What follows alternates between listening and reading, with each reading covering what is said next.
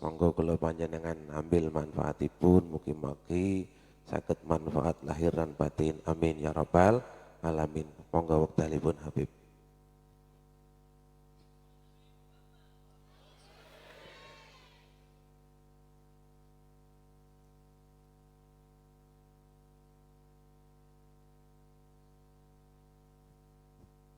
Assalamualaikum warahmatullahi wabarakatuh. Alhamdulillah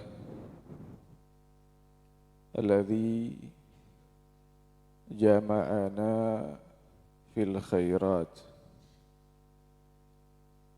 wa asa nahuzu fi hadzal majlisil masarrat.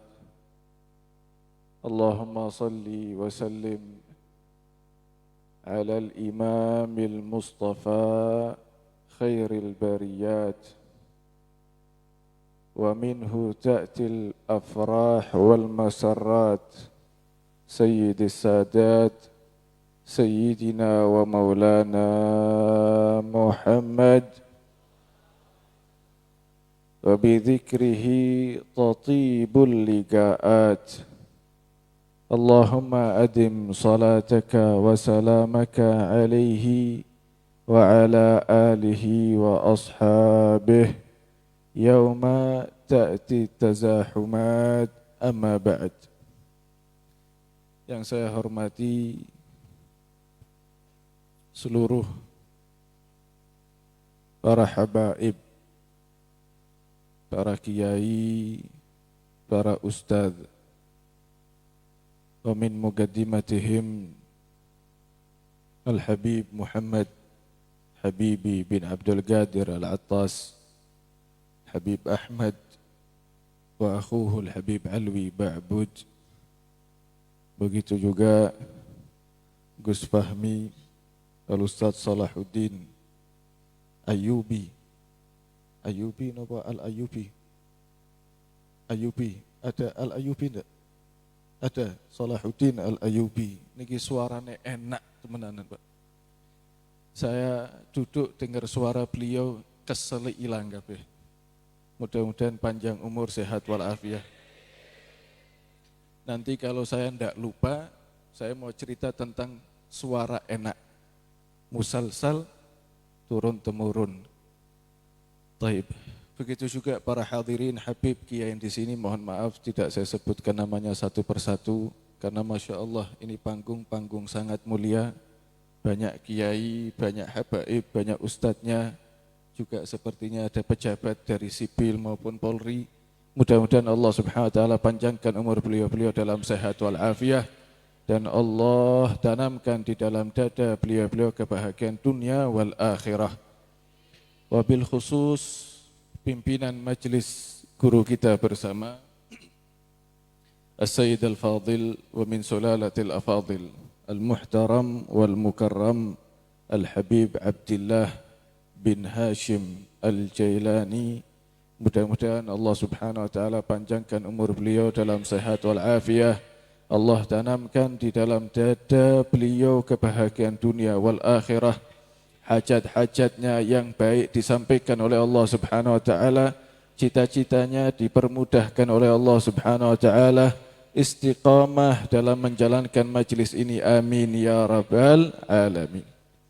Para hadirin ingkang dimuliakan Allah, Kanjeng Nabi sallallahu alaihi wasallam niku keindahane mutlak. Mutlak itu artinya tidak ada berkaitan, tidak faida itu tidak. Nek kula panjenengan takdire wong lanang ya wong ganteng, ngene mboten. Dados estri ya ayu, ngene mboten.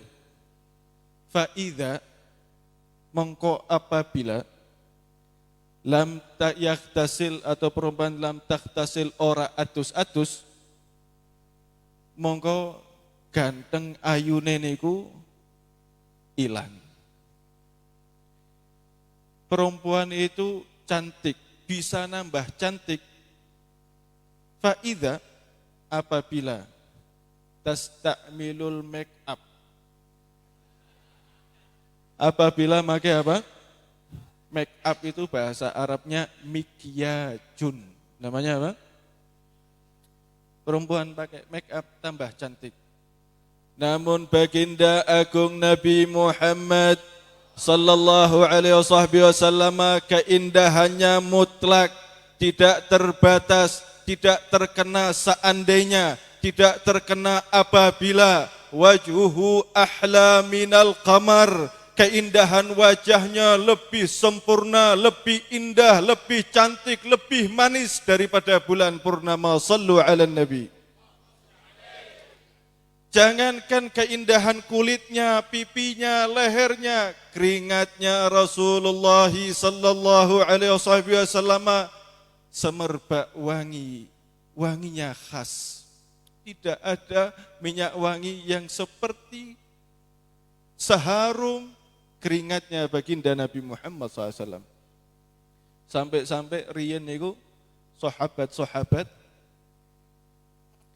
ibu para sahabat yang masih kecil itu merintahkan anak-anak mereka, ilhakan Nabi, kejar kanjeng Nabi.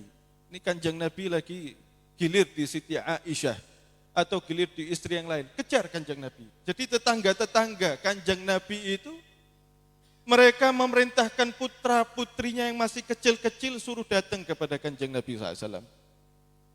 Apa yang dikejar oleh sahabat kecil? Yang pertama, mereka mengambil tabarukan air bekas wudhunya kanjeng Nabi Muhammad SAW. Yang kedua, agar mereka memandang wajah Rasulullah dan Rasulullah SAW memandang wajah mereka.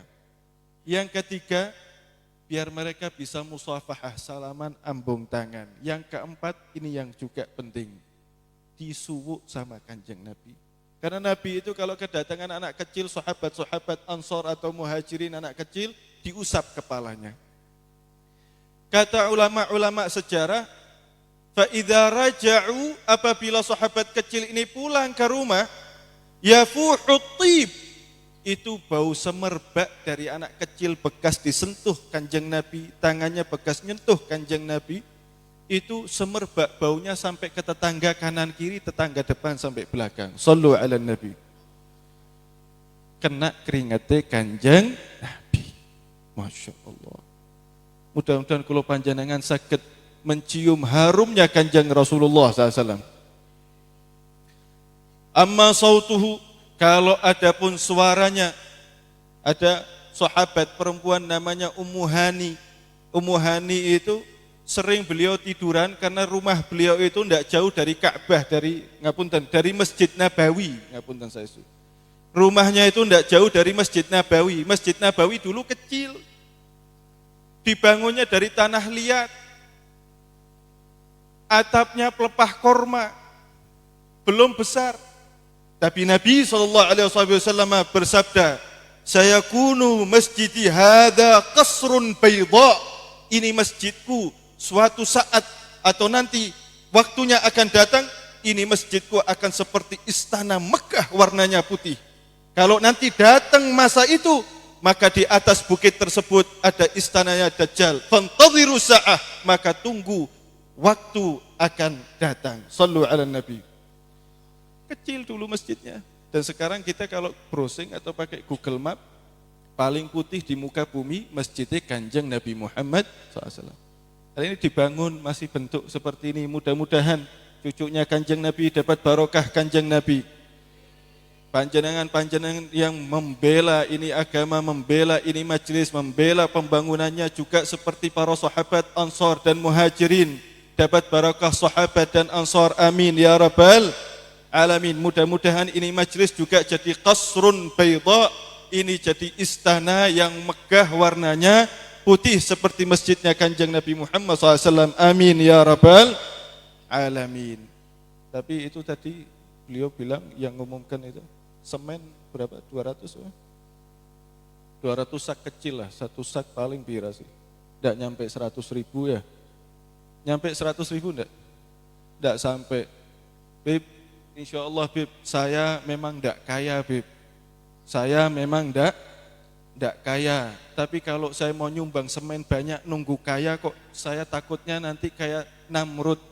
Namrud itu dulunya dia berangan-angan, kalau saya kaya saya pengen baik, begitu jadi kaya malah dolim. Makanya sahabat Abi Hurairah meriwayatkan hadis, umat Nabi itu yang disayang sama Allah tidak tentu dijadikan kaya. Ada yang dijadikan kaya lewat kasih sayangnya Allah. Kenapa?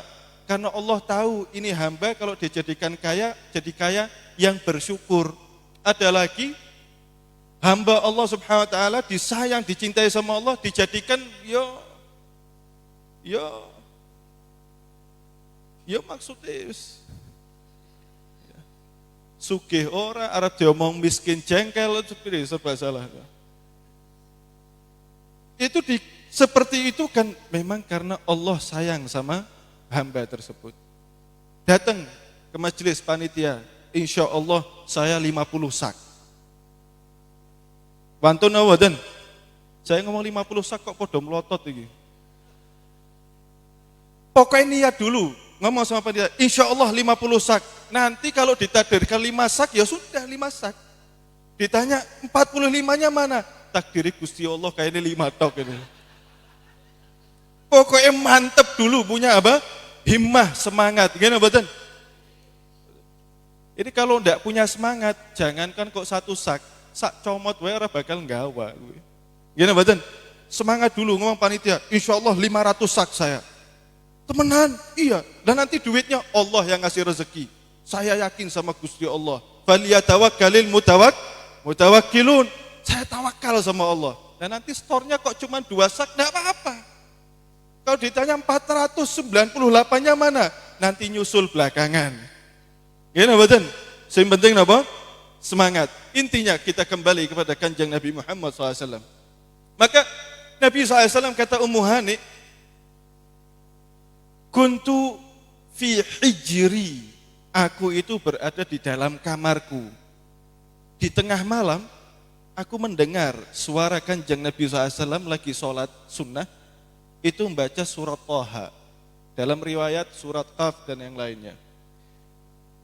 Suara kanjeng Nabi SAW, kata Ummu Hani, saking enaknya merdunya itu suara, kasur itu amben bisa geter. Amben itu bisa apa? Geter. Orang itu kalau dengar keindahan suara kanjeng Nabi SAW itu bisa wujdan, bisa gerak tanpa sadar. Nabi SAW suaranya seperti apa? Kata ulama, suaranya sahal. Apa maknanya sahal? Sahal itu indah, merdu, berwibawa.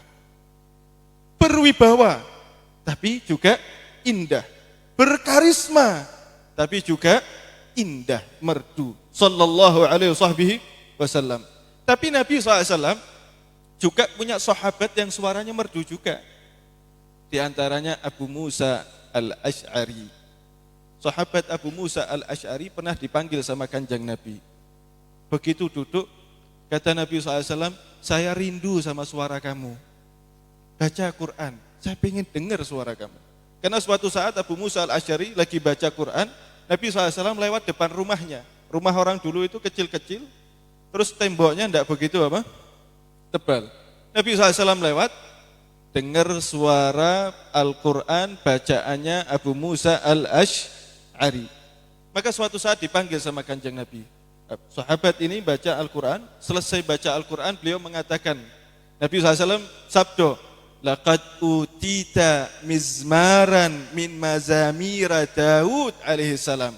Wahai sahabat Abu Musa alaihi salam, engkau ini dapat anugerah sebagian dari keindahan suaranya Nabi Daud alaihissalam itu kalau membaca kitab Zabur, beliau membaca itu orang-orang yang lagi sibuk di pasar, orang-orang yang depan rumah semuanya ngumpul pengen dengarkan keindahan suaranya Nabi Daud alaihissalam. Bahkan burung yang jauh itu semuanya kumpul di atas, mereka keliling pengen dengarkan suara Nabi Daud alaihissalam. Yang ketiga, al-wuhush, binatang-binatang buas, itu dari hutan mereka semuanya keluar, cuman pengen dengarkan suaranya Nabi Daud alaihis, subhanallah. Ya ini Masya Allah suaranya enak ini, mudah-mudahan jenengan hadir ke sini juga pengen bersolawat kepada kanjeng Nabi Muhammad sallallahu alaihi wasallam. Yang kedua pengen ngaji.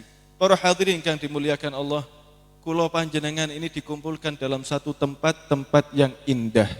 Mudah-mudahan kita semua dapat anugerah yang indah dari Allah Subhanahu wa taala. Orang ngaji itu penting.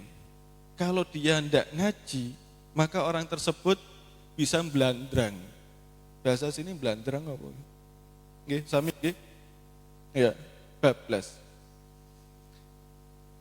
Ini ada hadis diriwayatkan oleh beberapa a'immah, di antara Imam Abi Dawud dan yang lainnya. Nabi SAW pernah suatu saat ingin masuk masjid.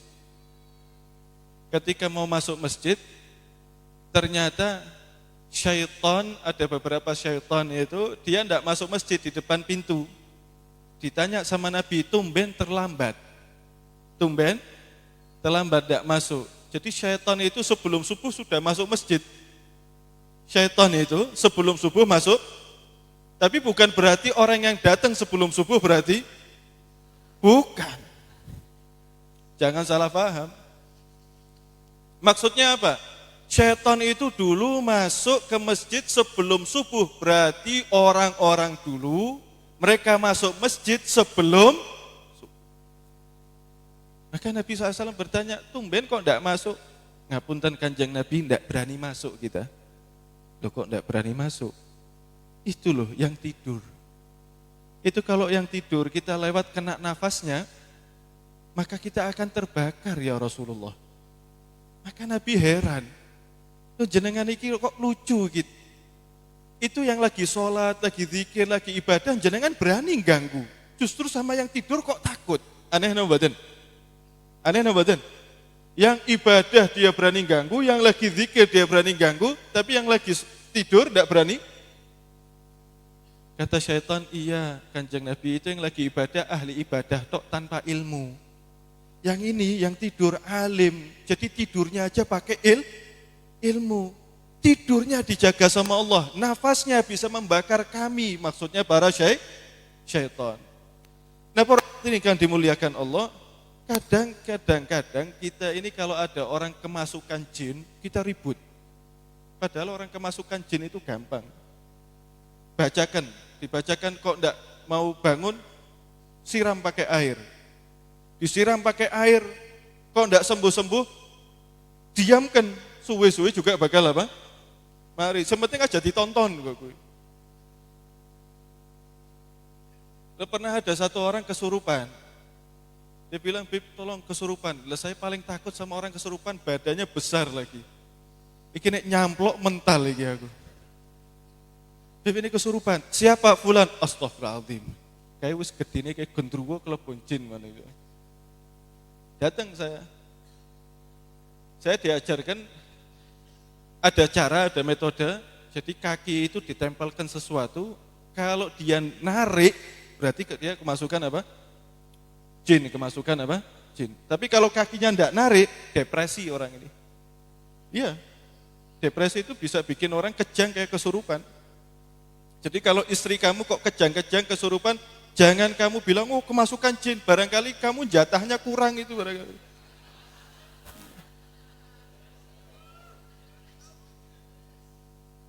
Bon, terus nggih. Yang kedua jadi patokan kenceng itu apa? Adzan Isya. Begitu adzan Isya kok masih ngereng-ngereng. Nabi SAW ini sudah sabdo, kita harus iman sama kanjeng Nabi. Syaitan itu kalau dengar adzan mereka lari terbirit-birit, saking takutnya sampai kentut-kentut.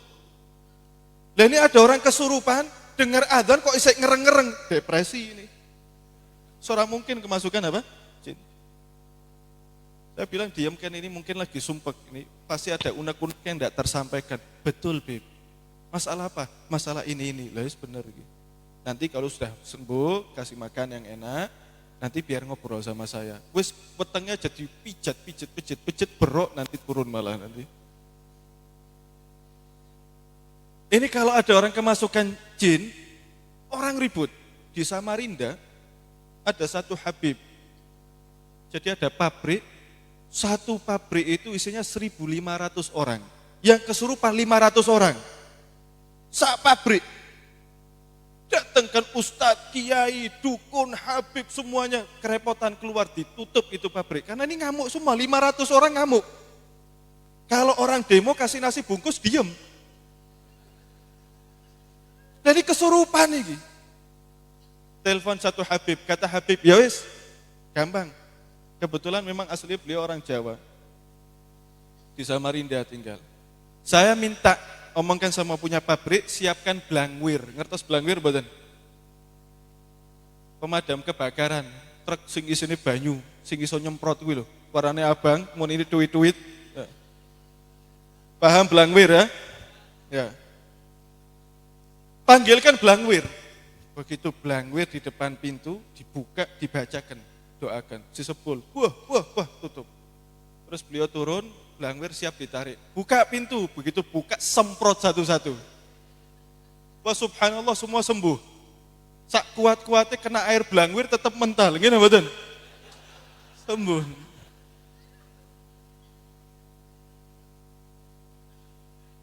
Tapi yang jadi masalah, ngapunten saestu. Ngapunten, saya tidak niat ngomong bahasa kasar.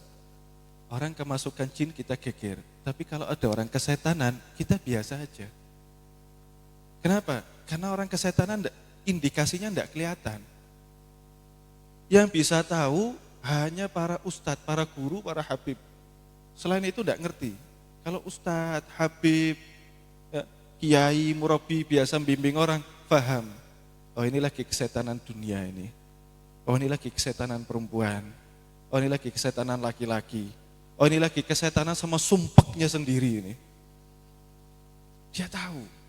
Lah cara nyembuhkan orang kesetanan gimana? Nggak bisa ditamon-tamon, nggak bisa. Disuwuk-suwuk, bawa ke 10 kiai, 10 habib, tetap ajek. Makanya kalau ada orang ngaji, wuruh habib cium tangan, wuruh kiai cium tangan, didongake sholawat wis, tapi isi belendang-belendeng, teloham. Ini berarti orang kesetanan ini. Butuh tarbiyah khusus. Butuh apa? Tarbiyah khusus. Gini betul? Makanya alhamdulillah kita ini tinggal di Indonesia, ngapunten saestu, ini juga satu kebanggaan buat kita. Kadang-kadang ada orang ketika dia jadi NU, terus dia ngelihat ormas atau organisasi Islam lain, dia rasa minder. Ngerasa apa? NU duwe pondok tok, orang duwe kampus misalnya. Walaupun sekarang alhamdulillah banyak kampus ngene mboten.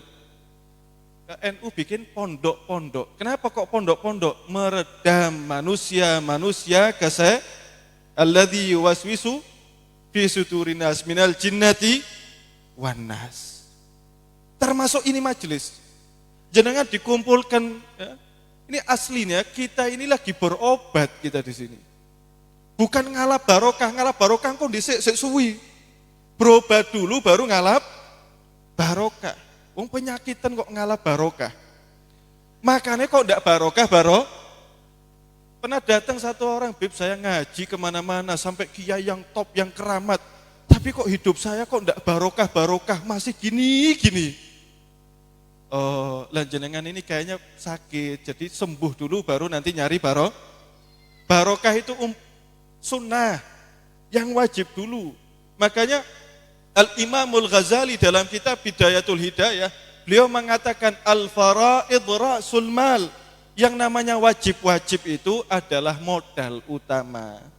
Yang lain baru nyusul. Jadi saya mau nanya, jenengan kesini berobat apa cari barokah? Kok menang tok iki? Menang berarti tambah lemes gitu, stroke gitu. Ini jenengan kesini ini nyari barokah apa berobat? Kalau niatnya berobat, barokah dapat, rahmat dapat, madad dapat, nafahat dapat, anugerah dapat. Tapi nek datang cuman barokah tok, yang lain enggak dapat. Makanya Al-Imam Qutbud Da'wah wal Irsyad rojone para aulia, 60 tahun beliau jadi rajanya para aulia di zamannya. Al-Habib Abdullah bin Ali Al-Haddad, yang ngarang kitab Da'watud Damah, yang ngarang kitab Nasaihud Diniyah, dan yang lain-lain. Dan ini kitab-kitabnya dipelajari di pondok-pondok pesantren. Beliau mengatakan, kalau kamu ngaji, itu datangnya berobat. Jangan yang lain-lain. Apa berobat?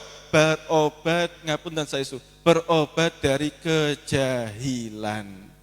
Berobat dari apa? Loh kok bisa begitu? Karena yang namanya jahil, ngapunten saya itu, mau ndak mau pasti terpleset di dalam lembah dosa. Pasti dia masuk dalam lembah dosa. Mau dia ibadah, ibadahnya berdosa. Mau dia sholat, sholatnya berdosa. Maka ulama-ulama katakan semacam itu. Antaranya Al-Imam Al-Arif Billah Al-Habib Ali bin Abi Bakar As-Sakran. Beliau kutub rojone para wali, punya bapak wali gede rojo para wali, Habib Abu Bakar As-Sakran. Punya bapak lagi Al-Imam Sayyidina Al-Faqih Al-Muqaddam Al-Thani Habib Abdurrahman As-Sakkaf, dan seterusnya. Ini Habib Ali bin Abi Bakar As-Sakran, beliau mengatakan, Al-jahlu narun lil mar'i yuhriquhu. Yang namanya kejahilan buat seorang manusia bagaikan api yang membakar dirinya. Wal ilmu ma'un lil mar'i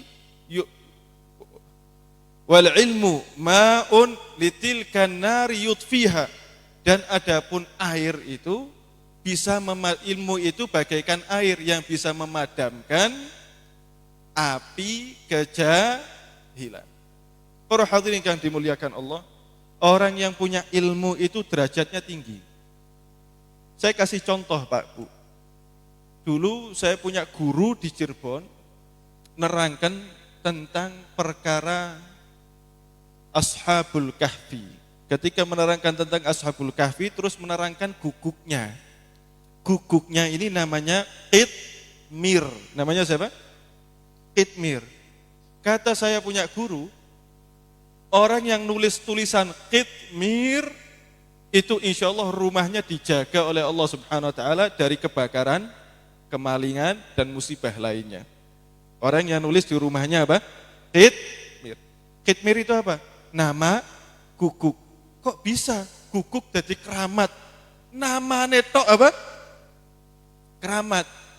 Kenapa? Karena Qitmir ikut sama orang soleh.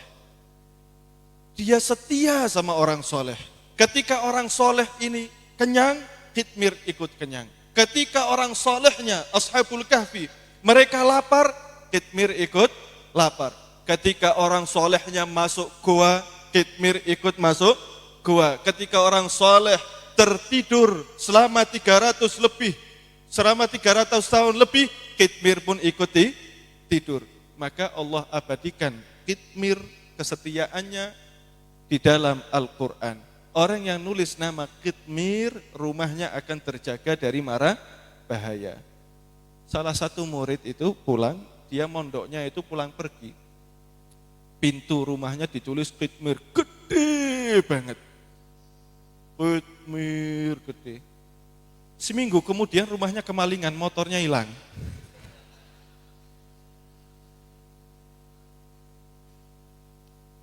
Ditanya, dia datang ke guru, Yai, ngapunten cih, isunku nulis Qitmir, motore kula hilang. Maaf Yai, saya nulis Qitmir malah seminggu kemudian motor saya hilang. Kiainya ketawa, siraku ari nulis orang nganggo niat, kamu itu kalau nulis tidak pakai niat. Maka kata kiainya, insya Allah kapan-kapan kalau saya lagi senggang tak mampir ke rumah. Ya. Suatu saat datang nulis Qitmir kecil di pintu, Qitmir cilik, mime juga coretan gokwitok, enggak tulisannya yang bagus-bagus, qafnya titik duanya lurus tok, Qitmir. Subhanallah, rumahnya bertahun-tahun enggak pernah kemalingan, enggak pernah ada musibah, enggak pernah ada kebakaran. Shallu ala Nabi. Kenapa? Karena orang alim sama ndak alim tulisannya beda. Walaupun orang alimnya tulisannya jelek, tulisannya khotnya tidak baik, tapi mengandung asror. Tapi kalau orang tidak alim, tulisannya walaupun sebagus apapun, hanya indah untuk dilihat. Contoh, Maulid Simtuduror, Maulid Ad-Daibai, Maulid Riya'ul Lami', Maulid Barzanji, Maulid Azab, dan seterusnya. Tulisan ulama-ulama, Syaraful Anam, tulisan beliau-beliau waktu nulis, tulisannya tidak sebagus ini. Tulisannya biasa, tapi satu hurufnya mengandung asror, satu hurufnya ada keramatnya, maka tersebar di seluruh dunia. Orang tidak kenal Nabi, berkat tulisan beliau mereka cinta sama baginda agung Nabi Muhammad SAW. Orang tidak kenal sama kanjeng Nabi, timbul dalam kerinduannya, dan dalam hatinya kerinduan bergelora kepada baginda agung Nabi Muhammad SAW. Dengan tulisan-tulisan beliau, kitab-kitab beliau yang tadinya bermusuhan, kumpul jadi satu, mereka jadi bersaudara. Sallu ala Nabi.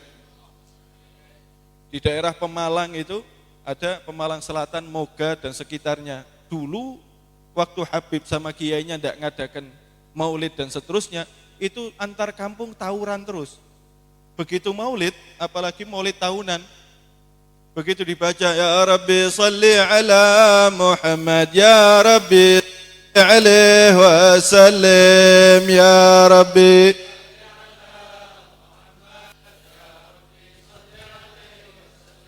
Semuanya ikut duduk tenang. Begitu duduk tenang, hatinya tersirami rahmat.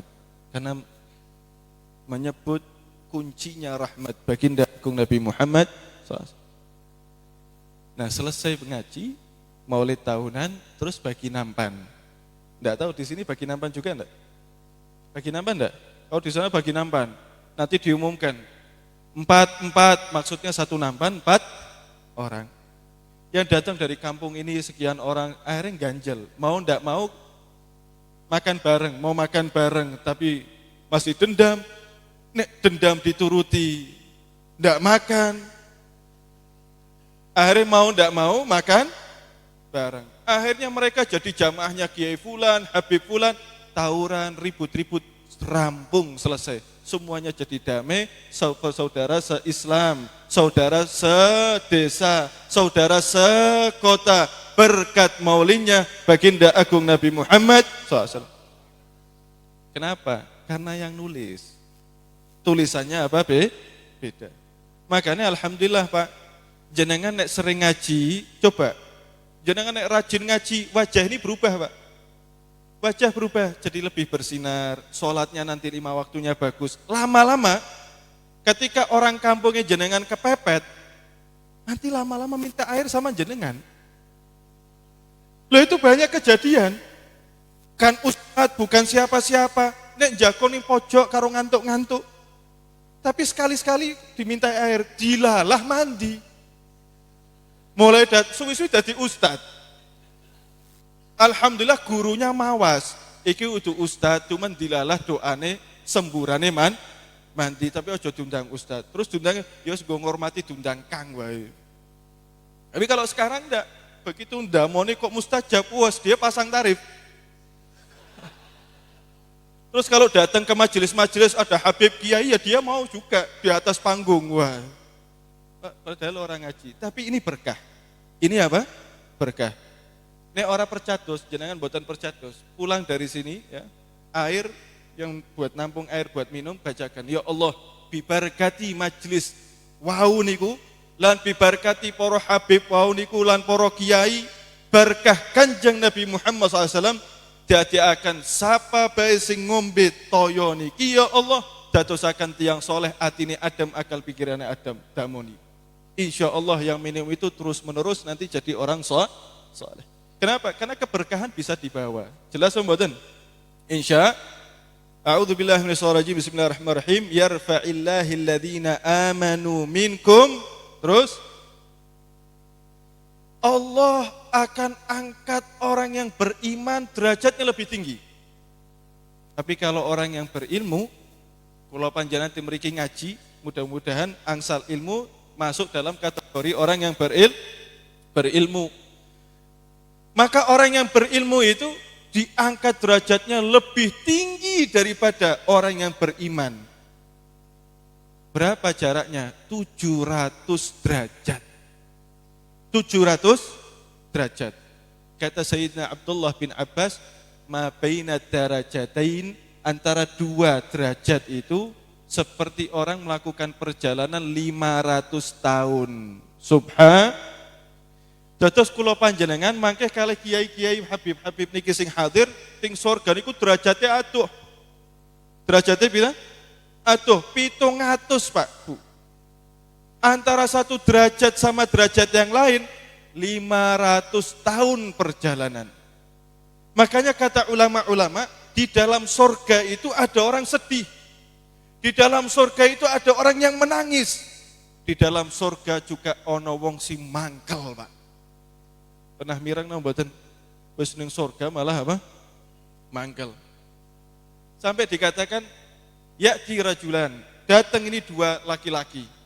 Mereka hidupnya bareng, lahirnya bareng. Majelisnya ngajinya bareng, gurunya sama. Waktu nikah bareng, matinya juga bareng. Tapi yang satu derajatnya tinggi, yang satu derajatnya pendek. Fayunadir rajul, maka yang di bawah itu manggil. Misalnya namanya Abdullah. Ya Abdullah. Abdullah kerungu. Kartoyo. Tidak ada di sini Kartoyo, tidak ada. Abdurrahman. Ya Abdurrahman. Kata Abdurrahman, kenapa kamu di bawah?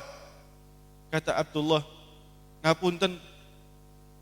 Kata Abdurrahman ngomong sama Abdullah, mohon maaf saya tidak paham ditaruh di sini. Boleh tidak saya masuk ke surgamu? Maka Abdullah nanya sama malaikat. Malaikat, Abdurrahman boleh tidak main ke surga saya? Sebentar tok, tidak lama, tidak sampai nginep. Sebentar tok, jagongan ngopi-ngopi kayak dulu itu.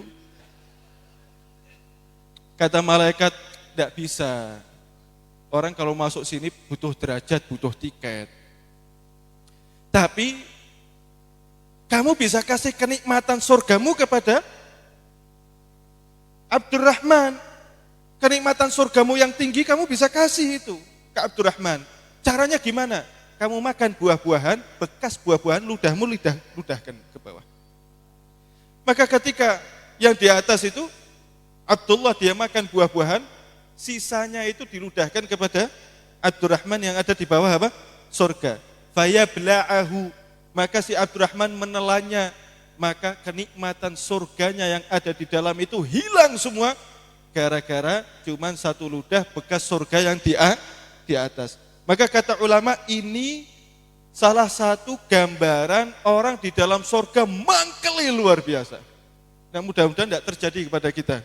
Amin ya rabbal alamin. Amin ya rabbal. Jenengan pulang nanti titeni wajah-wajahnya itu.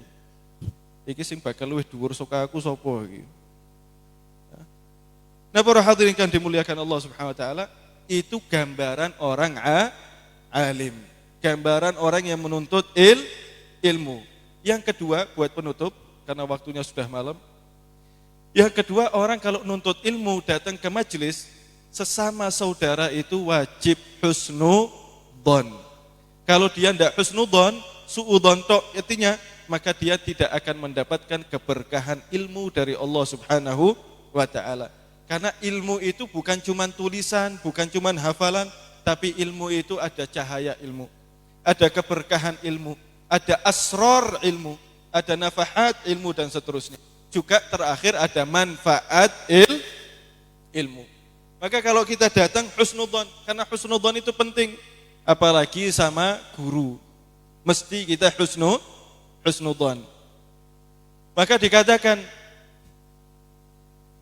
tidak ada kebaikan. Laisa minal khairi fauqahuma syai'.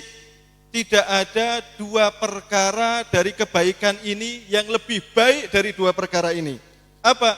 Husnudzan billah wa husnudzan bi'ibadillah. Husnudzan dengan Allah, baik sangka juga dengan hamba-hamba Allah Subhanahu wa taala. Husnudzan iku sae, Pak. Jenengan nek mboten husnudzan, suudzon tok, maka hidup itu bakal tidak nyaman. Contoh, Pak. Contoh. Jenengan lagi sumpek, Pak. ngertos sumpek mboten, Mbak? Sumpek, ngertos sumpek mboten? Sumpek itu, ya Allah, akal pikiran ndak bisa kemana-mana, hati pegele luar, wis lagi sumpek utange akeh. Wis utange akeh, Masya Allah, punya istri khotibah. Terus anak nage-nage, Pak, uang sekolahan belum dibayar 5 bulan. Pegel mboten? Sore-sore jenengan mandi, selesai mandi terus keluar ke depan rumah. Begitu keluar depan rumah, nembe nyumet rokok, nembe narik. Asapnya belum keluar. Tahu-tahu ada orang lewat, wangi ireng, gede dhuwur, kumisen, kandel. Terus lewat jenengan, ngarep jenengan, terus alisnya diangkat-angkat karo cengar-cengir, Pak. Kira-kira jengkel mboten? Kesinggung mboten? Lagi sumpek ana wong lewat, cengar-cengir alisnya diangkat, angkat. Sumpek mboten? Kenapa tambah sumpek? Karena suudon, orang itu ngledek, ngene mboten? Rasane ati niku orang itu apa? Ngledek. Tapi kalau husnudon, ya Allah, nikmate alisu wenteng itu orang. Undake juga enteng itu, pasti berbayar utang. Tapi kalau husnudon minta, ya Allah, hamba itu engkau beri keluasan. Ya Allah, alisnya itu loh ya Allah. Enteng luar biasa. Saya ya Allah, jangankan pundak alis mau ngangkat aja sulit, deluyup terus ya Allah. Minta kemudahan seperti di mana engkau memberikan kemudahan untuk hambamu itu. Orang ketika dia doa, hatinya lego. Kenapa? Karena husnudon. Taib. Ada satu kisah tentang husnudon. Ini buat penutup. Apa ditutup aja? Kisah apa tutup ini? Kisah ya? Ada ulama hadis. Kalau orang ngaji itu, ngaji ilmu hadis, khususnya Muwatta Imam Malik, itu sanadnya ada nyambung kepada satu ulama besar, namanya Al-Imam Al-Laythu bin Sa'ad. Namanya siapa? Al-Laythu bin Sa'ad. Imam Layth bin Sa'ad, alim, ganteng, muridnya banyak, pondoknya besar, tapi satu sisi kaya, jualan madu.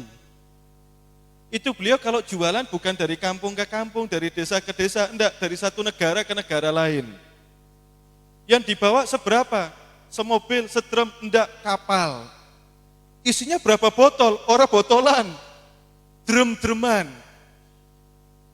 Dari Irak berangkat ke Mesir, sampai di pelabuhan Mesir ternyata orang sudah nunggu. Karena beliau kalau datang jadwalnya selalu sama, tepat. Tidak pernah berubah-berubah waktunya. Orang sudah ngantri, begitu sampai belum istirahat, buka pintu, orang sudah ngantri mau beli apa? Madu. Alim, muridnya banyak, kaya, saudagar, jualannya madunya dreman. Antri, datang orang beli 1 drum, 2 drum, di tengah-tengah antrian ada perempuan tua. Perempuan tua bawa gelas ini, gelas aqua kecil. Dia datang, dia ngomong, wahai saudagar, aku ikut ngantri, bukan mau beli madu, tapi saya mau minta madu 1,5 gelas saja, setengah gelas saja. Kira-kira dikasih apa enggak? Alim, terkenal di mana-mana, santrinya banyak, sugih, stok madunya drem-dreman, minta cuman setengah gelas. Kira-kira dikasih apa enggak? Enggak dikasih. Sama Imam Layth bin Sa'ad enggak dikasih, malah dihardik. Sudah nenek-nenek, jaluki madu, tok. Balik mana? Wiridan. Siap-siap husnul khatimah, balik.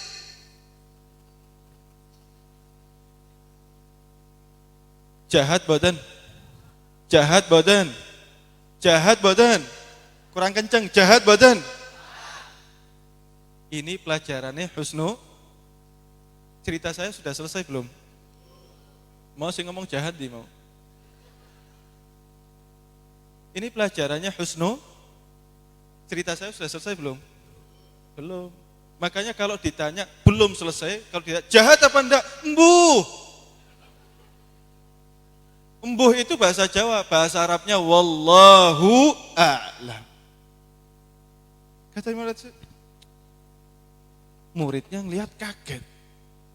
Ajib, guru saya ini halus, lemah lembut, ketumben bentak. Nenek, cuman minta madu setengah gelas. Ah, top guru saya nih. Tapi satu sisi tidak berani suudzon, pasti ada hikmah di balik itu. Karena murid yang baik, ketika istirahat, muridnya nanya sama gurunya, ya Imam, ra'aina manzaran ajabah. Sebelum istirahat, Imam Laits bin Sa'ad manggil muridnya. Ketika ini nenek pulang, muridnya dipanggil. Tafakkat baitaha. Ikuti itu nenek, terus kamu harus tahu alamatnya di mana. Muridnya ngikut. Terus begitu istirahat, muridnya nanya, ya Imam, ra'aina manzaran ajabah. Wahai Imam, guru, kami ini lihat pemandangan yang begitu menakjubkan. Ada nenek-nenek kesian tua renta kelihatan, ini seminggu tidak makan-makan, keriput, pipinya pecah-pecah. Mukanya lesu. Engkau hardik. Imam Al-Laits bin Sa'ad senyum. Nah, kamu tadi sudah tahu alamatnya belum? Sudah. Ini 1 trim, jangan dijual. Pak Supono itu pesenkan 5 trim, kasih 4 trim, bilang stoknya habis, 1 trim nanti kirim kemana? Kemana? Lah kan kita ini Jawa, nek ning Mesir arane nanti bingung jenengan. Itu yang pesan 5 trim, kirim. Itu namanya Abdul Fattah, di mana? Di sejarah itu, di kitab Mustadrak disebut namanya Abdul Fattah. Ini yang pesan 5 trim, bilang sama Pak Abdul Fattah, sisa 4 drum, 1 drum kirim ke nenek-nenek itu. Dikirim sama si murid, dibawa 1 trim. Mintanya setengah gelas, dikirim 1 trim. Kira-kira baik apa enggak? Baik enggak?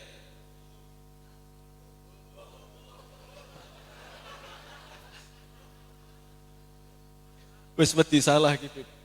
Sing ngaji wis wedi salah iki. Kalau husnudzon, jangan nuduh orang buruk. Dituduhnya apa? Baik. Minta setengah gelas, dikirim 1 trim. Baik apa enggak? Mbuh.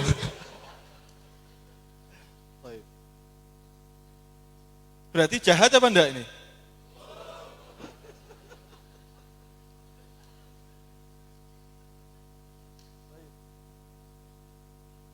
Yang pertama, tadi kita anggap dia jahat. Yang kedua, ternyata dia baik. Ternyata dia apa? Baik. Nek isik embuh, ya berarti mbah embuh itu.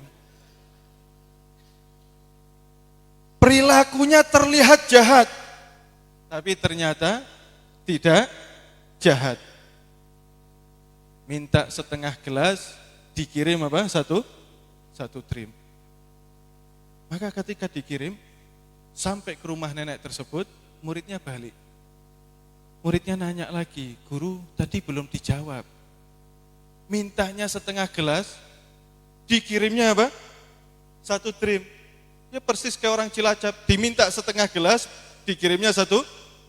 Diminta 1 sak, kirimnya 100. Amin ya Rabbal. Kata guru, itu nenek, kalau ndak saya hardik, dia ndak pulang ke rumah. In bakat fi hijriha. Kalau dia mau nangis, nangisnya di dalam apa? Kamarnya. Orang dulu, perempuan dulu kalau mau nangis malu depan orang. Nangisnya di mana? Dalam kamarnya. In bakat fi hijriha. Nanti kalau mau nangis, nangis di dalam kamarnya. Kalau ini nenek ndak aku bikin nangis, dia ndak pulang ke rumah, dia bakal keliling-keliling. Kalau keliling-keliling, nanti kamu ikuti, dikira rumahnya, salah alamat. Makanya ketika aku dia bikin nangis, dia tidak keliling, netep di satu rumah, ketahuan ini rumahnya. Biar madunya tidak salah alamat.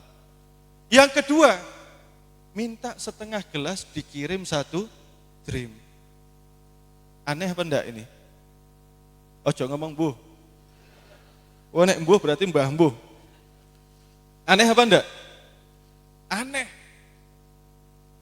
Tidak biasanya. Biasanya orang itu kalau diminta setengah gelas ngasihnya 3 tetes. Kayak ada orang dulu ikut ngaji, dia jualan madu. Dengar fadilah sedekah. Tapi orang ini pelit, saking pelitnya, akhirnya dia sedekahnya sama semut tok. Jadi kalau dia jualan madu, begitu buka toko, dia neteskan madu depan tokonya. Tasaddaqtu 'alal namal. Aku sedekah untuk apa? Semut. Cilacap tidak ada insyaallah. Nah, para hadirin yang dimuliakan Allah Subhanahu wa taala, maka ditanya, "Ini jenengan diminta setengah gelas ngasih 1 drum." Maka kata Imam Al-Laits bin Sa'ad, "Talabat ala qadriha fa'u'ti ala qadri." Itu nenek minta dengan kemampuannya. Karena itu miskin, fakir, 1 minggu biasanya tidak makan. Menurut dia, setengah gelas itu sudah banyak. Maka dia minta dengan kekuatannya, dengan kemampuannya. Maka aku memberi pun dengan kemampuanku. Sallu ala Nabi. Ini baru salah satu umat dari Kanjeng Nabi Muhammad sallallahu alaihi wasallam. Bagaimana dengan Kanjeng Nabi Muhammad sallallahu alaihi wasallam? Jelas nama mboten? Orang mbuh maneh ora? Jelas nama mboten? Alhamdulillah. Kesimpulan daripada malam hari ini, pertama, Kanjeng Nabi SAW indahnya luar biasa. Yang kedua, jangankan fisiknya, jangankan kulitnya, keringatnya saja harumnya luar biasa. Yang kedua, bahwa Kanjeng Nabi Muhammad SAW ngajarkan kepada orang-orang kalau melantunkan sesuatu yang indah dengan suara juga yang indah. Yang ketiga, kula panjenengan hadir di sini tujuan yang paling pertama berobat, menghilangkan kejahilan. Lalu setelah itu apa? Setelah itu nuntut ilmu, biar dapat barokah nuntut ilmu. Yang terakhir husnudzon. Husnudzon, mudah-mudahan kita pulang bawa husnudzon. Ngelihat ada orang apa aja husnudzon. Ada orang naik motor ngebut husnudzon, mungkin lagi mau nyari apotek. Ada mobil kok kenceng ngebut-ngebut, zigzag, mungkin lagi nganter orang sakit. Husnudzon. Jelas badan? Jenengan lewat, kok ada teman kamu lewat depan kamu cemberat-cemberut, husnudzon, mungkin lagi mumet. Gimana badan? Tapi kalau suudzon, sombong, panjang. Gimana badan? Suudzon itu dalam psikologi, kalau jenengan belajar psikologi, suudzon itu ternyata merusak psikologi, merusak psikis kita. Tapi husnudzon mengembangkan energi psikis kita, energi hati kita, akal pikiran kita dari husnudzon. Jelas badan? Insya. Terakhir buat penutup. Dulu ada ulama namanya Imam Ahmad, didatangi sama Imam Ahmad bin Hanbal. Beliau sudah mau meninggal di atas kasur. Imam Ahmad bin Hanbal nanya, "Ya Imam, madza tashtahi?"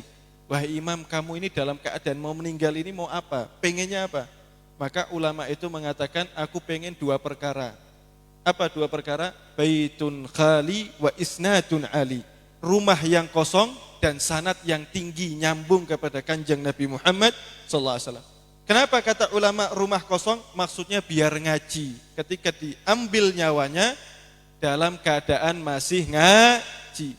Karena orang kalau meninggal dalam keadaan ngaji, husnul khatimah. Yang kedua, punya sanad, nyambung sampai Kanjeng Nabi Muhammad SAW. Mudah-mudahan kita hadir di sini, kita punya sanad nyambung kepada Habib Abdillah, sampai kakek-kakeknya, sampai Syekh Abdul Qadir Jilani, seterusnya sampai Kanjeng Nabi Muhammad sallallahu alaihi wasallam. Amin ya rabbal alamin. Wallahul muwaffiq ila aqwamit thoriq. Wassalamualaikum warahmatullahi wabarakatuh.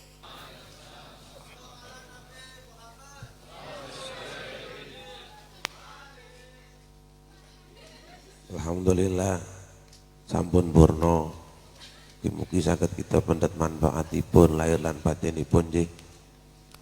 Mekaten insyaallah kita sambung malih rutinan teng ajeng. Alafu minkum. Wallahul muwaffiq ila aqwamit thoriq. Assalamualaikum warahmatullahi wabarakatuh. Shallu ala Nabi Muhammad.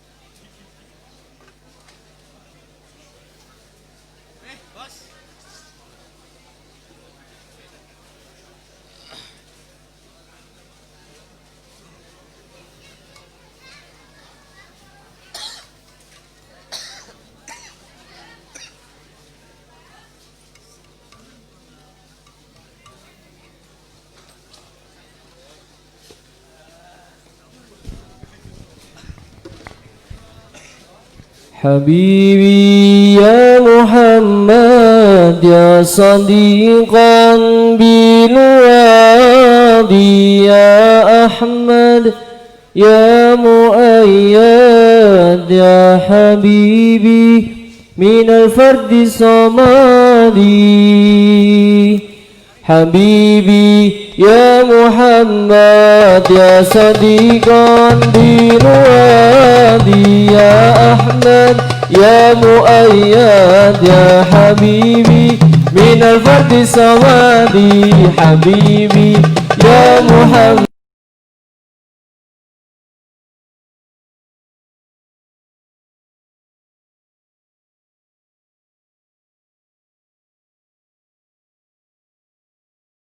حبيبي يا محمد